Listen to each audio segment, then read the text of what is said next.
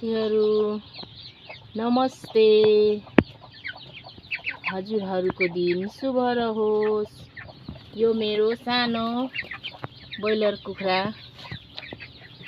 पालनको खोर तपाईहरुलाई देखाउँदैछु साथीहरू। यो मेरो कुखुरा चाहिँ आज 1 महिना 5 दिनको भयो साथीहरू। मैले पहिलो अनुभव ब्रोइलर कुखुरा पालेर गरिरहेको छु साथीहरू।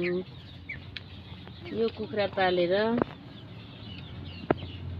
टाइम पास चाहिँ मजाले हुने रहेछ साथीहरू। यिनीहरूलाई चारो पानी दिने हेर्ने काम भइरहेको छ साथीहरू। यो कुखुरा लगभग 2 केजी पुग्न लागेको छ भन्छन्। हेरौँ अब 12-13 दिन छ यसलाई बिक्री गर्ने समय। त्यति बेलासम्म कति केजीको हुने रहेछ म भन्ने छु साथीहरू तपाईहरुलाई।